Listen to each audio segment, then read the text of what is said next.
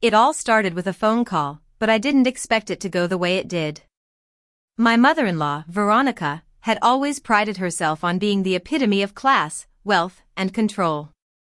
So, when she called about our family's beach trip, I should have known something was off. "Darling," Veronica began, her voice sweet but with an undercurrent of something cold, "we're going to this lovely resort for the family trip this year, and it's a very exclusive place. It's probably best that your kids, well, don't join us." I stood frozen in the kitchen, the phone pressed tightly to my ear. I could hear my 3 kids laughing and playing outside. They were excited, their little beach bags already packed for the trip we had been looking forward to for months. I had told them they would be spending time with their cousins at a beautiful beach resort. And now, Veronica was excluding them. I tried to remain calm, even though a sharp sting of betrayal hit me in the chest. "Let me get this straight, Veronica. You're telling me that my kids, Sarah, Ben, and Lily, can't come to the family trip, but you're inviting everyone else's kids?" I asked, my voice tight with frustration. "Oh, it's nothing personal," Veronica replied with feigned sweetness. "It's just that your kids are, well, a little more energetic than the others. And the resort is very upscale. They need a little more room to, play. The other children, well, they're a bit more well-behaved, if you catch my drift." I was fuming, my grip tightening on the counter as I listened to her condescending tone. I looked out the window to see Sarah chasing butterflies in the garden, Ben trying to build a sandcastle out of the dirt, and Lily spinning around in a dizzying blur of joy. They were just kids, full of life and imagination. But Veronica's idea of proper was an entirely different world. "Don't be dramatic, Jennifer," she continued. "It's just for the best. Ocean View Resort has very strict guidelines. We want to make sure the trip is enjoyable for everyone, and that means we have to make a few adjustments." I could feel my blood boiling. "So, what, my kids are too wild for the resort, but your perfect little princesses and the other kids can come, no problem?" I asked, the sarcasm creeping into my voice. There was a moment of silence before Veronica replied, "It's just better for everyone, don't you think?" I didn't think. I didn't care about her better. I cared about my children and how they deserved to be treated. I wasn't going to let her exclude them because they didn't fit her perfect, controlled world. I had enough. "Fine," I said through gritted teeth, "but don't expect us to be part of your little exclusive vacation. You can have your fancy resort. My kids won't be anywhere they're not fully welcome." I slammed the phone down, my heart racing with anger. I stared out the window at my kids, their laughter ringing in my ears. They didn't know what had just happened, but I did. And I wasn't going to let them feel rejected because of someone else's need for perfection. Later that night, after the kids were in bed, my husband, James, entered the kitchen. I was sitting at the table, scrolling through my phone, still seething from the phone call with Veronica. He looked at me, sensing the tension in the room. "Your mother called," I said quietly, not looking up from my phone. "She excluded our kids from the beach trip because they're too wild for the resort. She's having a family vacation, and they're not invited." James' face changed instantly, his brows furrowing in disbelief. "What? She actually said that?" "Yes. And she's invited everyone else's kids. Melissa's perfect little girls and Yvonne's twins are all going. But not ours. Not Sarah, Ben, or Lily." "That's ridiculous," James muttered, running a hand through his hair. "I'll talk to her, Jen. This is just, well, it's too much. She doesn't get to do this to our kids." I shook my head, not wanting to hear another word about appeasing his mother. "I'm done, James. I'm done trying to please her and her perfect world. I've had enough. I'm not going to let her dictate what's best for our children. They deserve so much more than this." James hesitated for a moment, clearly conflicted. "What do you want to do?"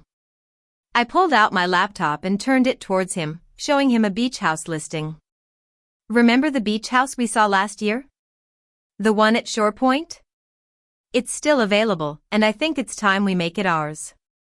James' face paled as he looked at the listing. Jen, that's a huge investment. You're talking about buying a beach house, on a whim? I nodded, feeling a surge of determination. I've been saving for something special. And this is it. I'm not going to let Veronica's elitist attitude stop us from creating something beautiful for our family. We don't need her approval to enjoy life.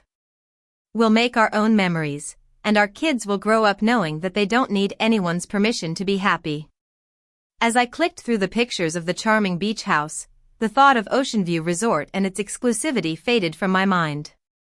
I wanted something more, something real and full of life. A place where our children could run free, unbothered by anyone's standards of perfection. I knew that if we could make this happen, it would be the best decision we ever made. I've already emailed the agent, I added, a small smile forming on my lips. We're going to make this ours. James took a deep breath, clearly processing everything I'd just said. You're serious, aren't you? Dead serious, I said with a determined nod. Let her have her exclusive resort. We're going to create something better. A place where our kids can be themselves, without anyone telling them they're too wild. That night, as the kids slept soundly in their rooms, I felt a sense of peace wash over me. Veronica and her resort could keep their high society life, but we were about to build something that was far more valuable, a home where our children could be exactly who they were meant to be. The following days were a whirlwind of emotions and plans. I couldn't stop thinking about the beach house. It felt like the perfect way to not just get away from Veronica's judgment, but to take back control of my life and my family's future. Every time I looked at the pictures of that beautiful beach house, I imagined the kids running along the shore, building sandcastles, and laughing without a care in the world. I could feel the excitement buzzing in the air, and it only grew stronger when I got the email back from the real estate agent. The house was available. But there was a catch: if we wanted it, we had to act fast. There was another potential buyer interested, and the price was negotiable depending on how soon we could move forward. That afternoon, I sat down with James at the kitchen table. His expression was serious, but I could see the hesitation in his eyes. He was still processing everything I'd thrown at him, but I knew he was beginning to see the value of the idea. Are we really doing this? He asked, rubbing his temples. I mean, it's a huge leap, Jen. A massive leap. We're talking about a life change. A new home, new responsibilities, everything. I nodded. I know it's a big decision, James. But think about it. The kids deserve more than this. More than constantly feeling like they're not good enough for Veronica's standards. We're giving them something real. Something all their own. James sighed and ran a hand through his hair. You're right. But this is scary, Jen. It's not just the house, it's everything that comes with it. The financial commitment, the work, we'll need to balance everything: work, life, kids, renovations. It's going to take everything we've got. I took a deep breath and leaned forward, placing my hand on his. I know. But I'm tired, James. Tired of pretending that we have to fit into someone else's box. We don't have to please Veronica or anyone else. I want us to build something for ourselves. For our family. I believe in this. And I believe in us. There was a long pause as James stared at me, clearly torn. He loved the idea of taking a risk, of building something beautiful for our family, but the reality of the financial commitment made him hesitate. But after a few more moments, his expression softened. Okay. Let's do it, he said, his voice steady. We'll take the plunge. Let's make our own beach house dream a reality. And just like that, the decision was made. The next few weeks flew by in a blur of meetings with the real estate agent, contractors, and moving companies. We were moving fast, faster than I had anticipated, but I felt a sense of exhilaration I hadn't felt in years. It was as though the decision to take control had given me a new sense of purpose. This wasn't just about a beach house. This was about my children. About showing them that they could live life on their own terms, without being shackled by the expectations of others. Meanwhile, Veronica was still sending me passive-aggressive messages, reminding me of the special family trip she was planning and asking if we were still coming. She couldn't seem to understand why I wasn't responding with the same enthusiasm.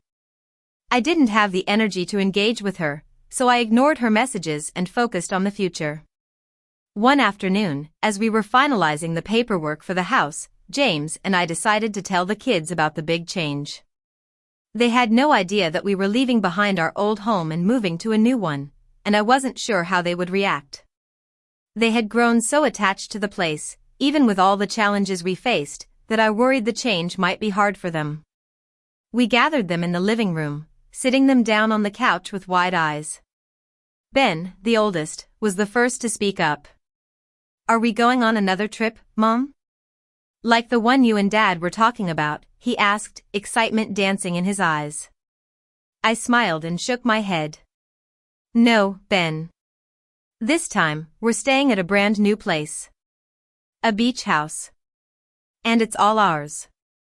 The kids' faces lit up with excitement. "We get our own house?" Lily asked, her voice filled with disbelief.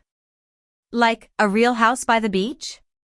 "That's right," I said, my voice full of warmth. "It's our new home. And you know what?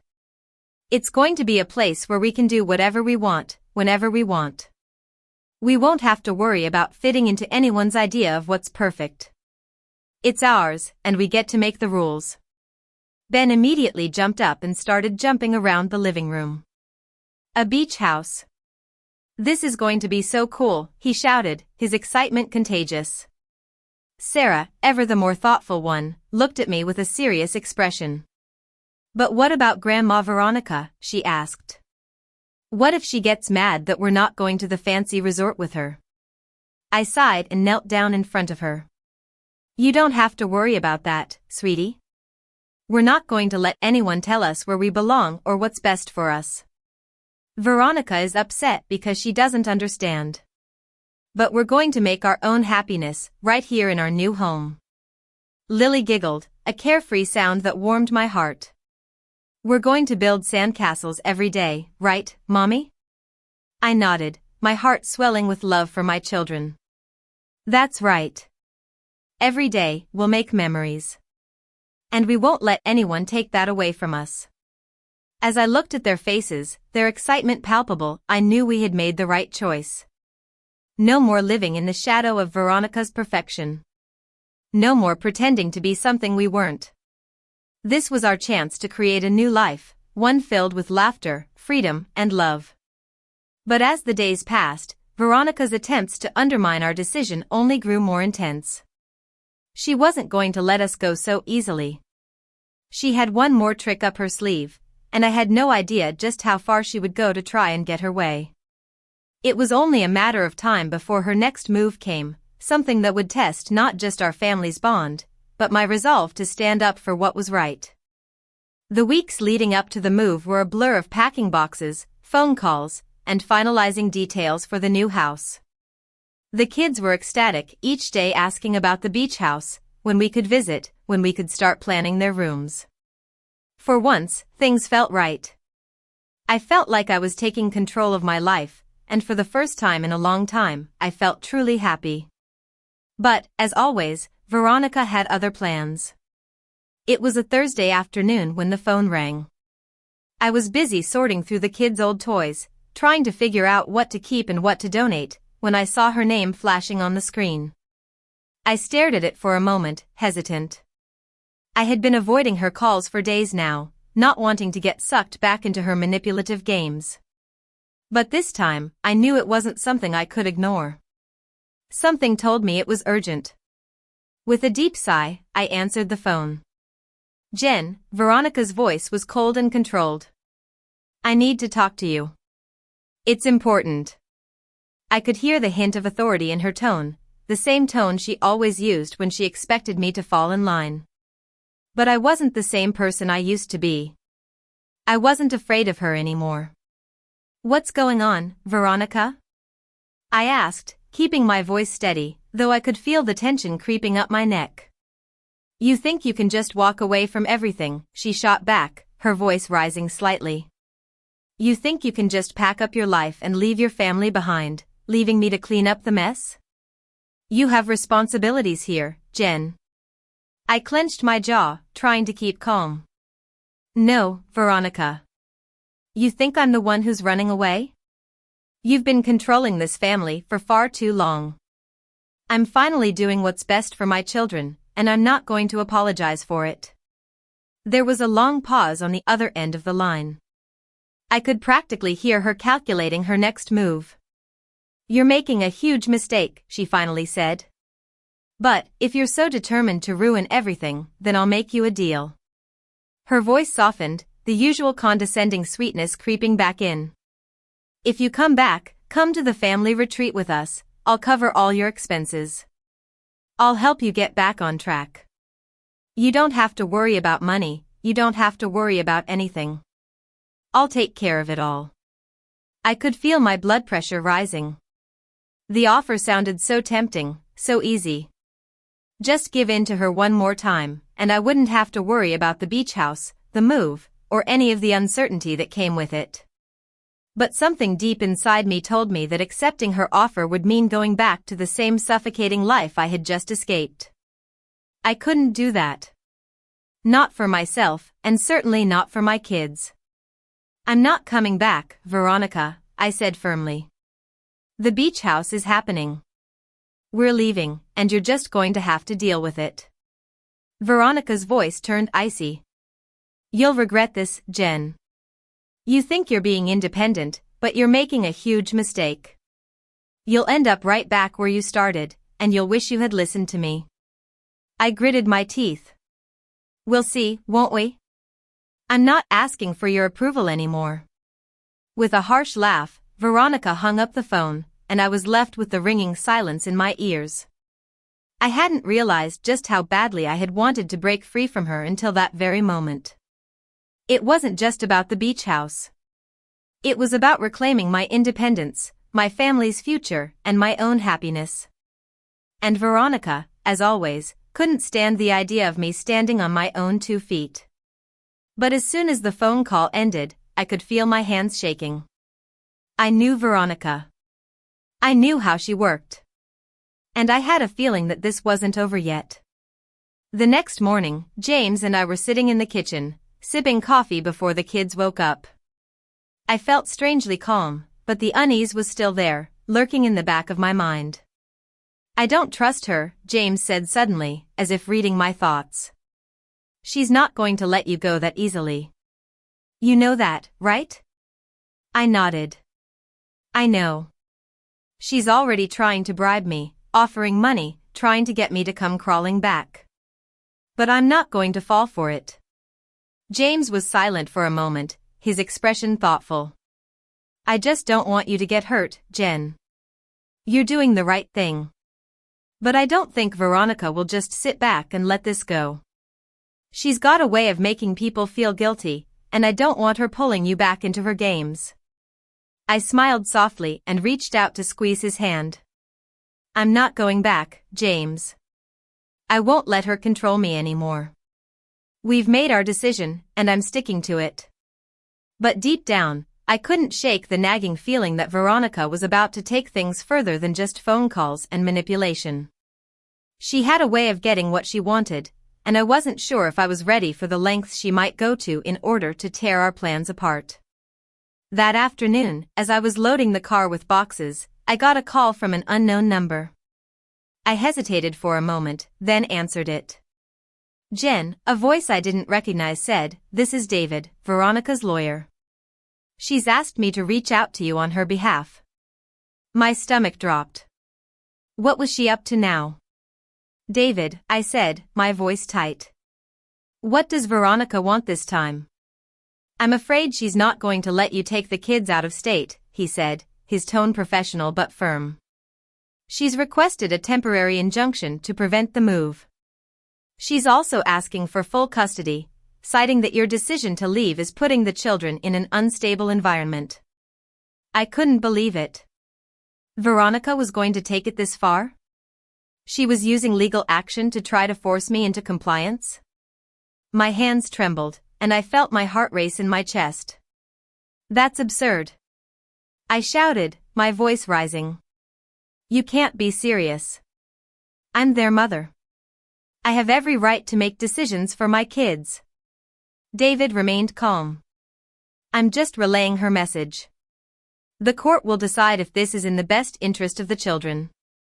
I'd advise you to consult with your own lawyer before taking any further steps. As I hung up the phone, I felt like the ground had been ripped out from beneath me. Veronica wasn't just going to try to control me emotionally, she was willing to drag me into a legal battle. She was serious about stopping this move, and she was willing to do whatever it took to get her way. This was no longer just about a beach house. This was about fighting for my right to live my life on my terms, and to protect my children from her toxic influence. I wasn't going to back down, but I had a feeling the battle was only just beginning. The days after receiving that phone call from David, Veronica's lawyer, felt like an emotional roller coaster. At first, I was paralyzed, shocked that Veronica had escalated things to the point of involving the courts. But then, the anger started to rise. How dare she try to manipulate the situation like this? She was willing to tear apart our lives just to maintain control, and I wasn't going to let her. I spent the next few days consulting with a lawyer, someone I knew could help me fight back. The lawyer, a sharp woman named Rachel, was calm and collected as she explained my options. It was clear that Veronica was using every trick in the book to create doubt about my ability to be a stable mother, and I wasn't going to let her paint me as someone unfit to take care of my kids. She's going to fight hard, Rachel warned me as we sat in her office. Veronica doesn't give up easily, and she's got resources. But the law is on your side. You're the mother, and you're not abandoning your children. She's simply trying to manipulate the situation to get what she wants. I nodded, the weight of the fight ahead of me settling heavily on my shoulders. I hadn't expected Veronica to throw legal threats at me, but I couldn't back down now. I had come too far, made too many sacrifices, to let her push me around again. The next few days were a blur of phone calls, legal documents, and frantic preparations. I had to get everything in order for the court date, make sure all my evidence was in place. I spent hours pulling together everything from photos, messages, and even testimony from friends who could vouch for my stability as a mother. But it wasn't just about proving that I was the better parent. It was about proving that I had made the right decision for my family, that I was making sure my children would grow up in a healthy, stable environment. The kids were starting to sense the tension in the house. The excitement of the move had dulled, replaced by my anxious energy. They kept asking questions about the move, why we hadn't packed yet, when we were leaving, why things seemed different. I tried to keep my worries from them, but they were perceptive, and they knew something was off. Mom, are we still going to the beach house? Emma, my youngest, asked one evening as I tucked her into bed. I forced a smile, brushing a stray lock of hair behind her ear.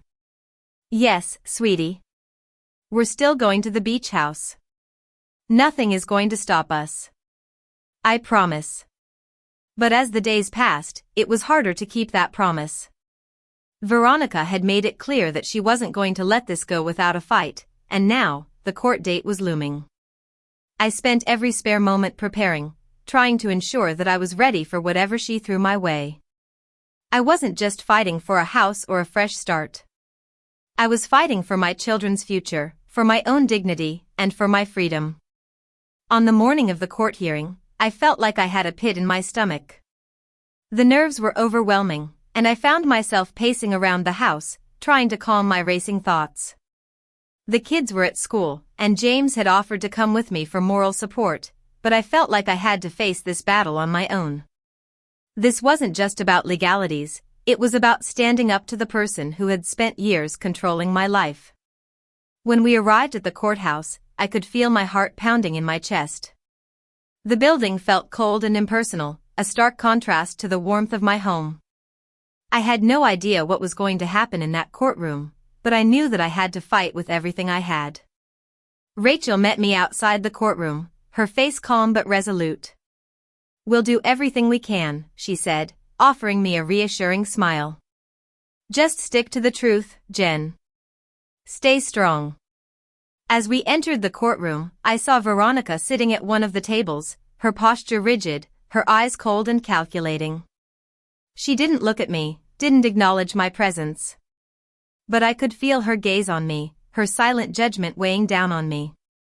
It was as if she thought she had already won. I wasn't going to let her.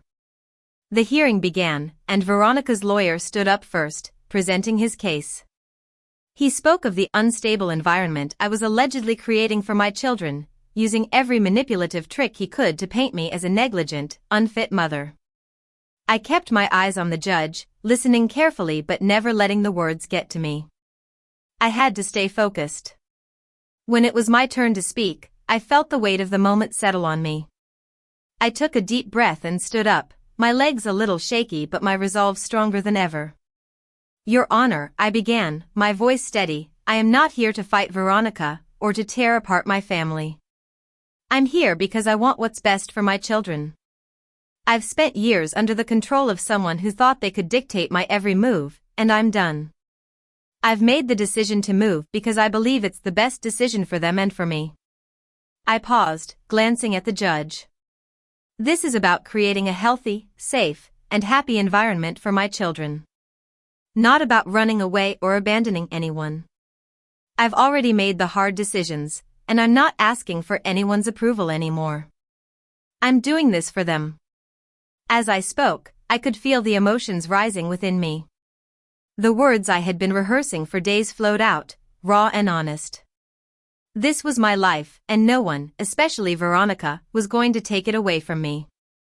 When I finished, I sat back down, my heart still racing, but I felt lighter somehow. I had said what I needed to say. I wasn't sure how it would end, but for the first time in a long while, I felt like I had taken control. The judge listened to both sides carefully, then called for a short recess. As we all stepped out into the hallway, Veronica's cold eyes met mine for the first time. She didn't say a word, but the look she gave me spoke volumes. She was furious. But it didn't matter. I was no longer afraid of her. Rachel leaned over to me and whispered, "You did great. Just hold on." The tension in the air was palpable as we returned to the courtroom. What would the judge decide? Would we finally get the peace we deserved, or would Veronica find another way to tear us apart? The uncertainty hung heavily, but I was ready to face whatever came next. This wasn't just about fighting for the house, it was about fighting for our future. The days after the court hearing felt like a blur. Everything was a waiting game now. The uncertainty about what would happen next kept me on edge. Veronica was still lurking in the background, trying to sabotage every step I took, but there was a part of me that felt stronger. I had spoken my truth in court. I had taken a stand. And now, it was up to the judge to decide whether my children and I could finally have the life we deserved. James had been by my side through it all. He had been there when I was falling apart, picking up the pieces and offering a shoulder to lean on. I hadn't expected to lean so heavily on someone else after everything with David, but James had proven time and again that he wasn't going anywhere. He was my rock, the one person who seemed to understand the depth of what I was going through. One night, after a particularly stressful day of work, we sat on the couch together. The kids were already in bed, and for once, the house felt calm. James turned to me, his expression serious but warm. "Jen, I know it's been tough, and I don't know exactly what's going to happen with the court, but I want you to know something." I looked up from my phone, meeting his eyes. "What?" "I'm in this with you. Whatever the outcome, you don't have to do it alone." His words were simple, but they meant the world to me. I had spent so long feeling like I was on my own, like I was carrying the weight of everything, but in that moment, I realized that I wasn't alone anymore. I had people who cared about me, people who had my back. And that made all the difference. A few days later, the letter arrived. My heart pounded in my chest as I ripped open the envelope, my hands trembling. Inside was the court's decision. It took me a moment to process the words. I read them again, just to be sure. The judge had ruled in our favor. Veronica's attempts to manipulate the situation had failed. The house was ours, and I had full custody of the children. I felt a rush of relief, followed by an overwhelming sense of gratitude. It wasn't just about winning, it was about finally being free. Free from Veronica's control, free from the manipulations of the past. Free to make choices for myself and my children without fear of retaliation. I sat down on the couch, staring at the letter in my hands. Tears welled up in my eyes, but they weren't tears of sadness. They were tears of freedom, of knowing that I had fought for my family and won. The weight I had carried for so long had been lifted. James walked into the room, and I didn't have to say anything. The smile on my face said it all. He sat next to me, pulling me into a hug, and we sat there for a while, letting the reality of the situation settle in. I knew you could do it, he said softly. It was hard to believe that after everything, it was finally over. There were still hurdles to jump, of course. Veronica wouldn't just disappear, and there would be challenges ahead. But in that moment, I felt like I had reached the end of a long, painful journey. And the future? It was mine to build.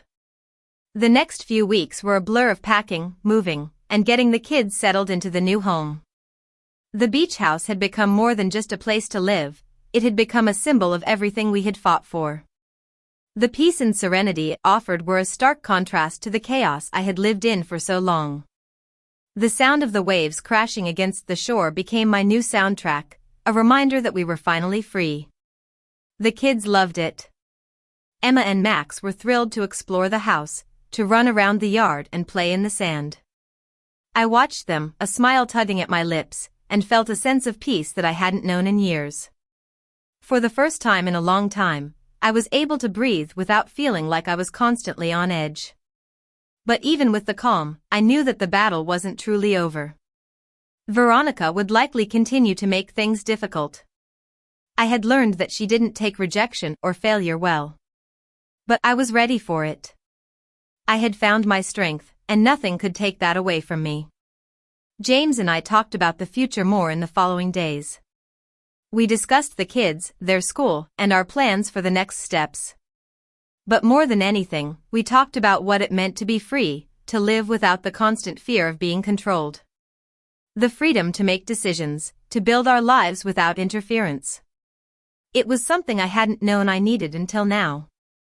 Looking out at the horizon, I felt a deep sense of gratitude for everything that had brought me here. The pain, the heartbreak, the moments of doubt, it had all led to this. And for the first time in years, I could see the future clearly, and it was full of possibilities. I had taken back control of my life. And now, it was time to rebuild, on my terms. As the sun set over the ocean, I felt a quiet hope settle in my chest. The battle had been long, and it had taken everything I had, but I had come out stronger. And for my children, for James, and for myself, I was ready to face whatever came next. We had a future now, one that was ours to shape, with no one standing in our way.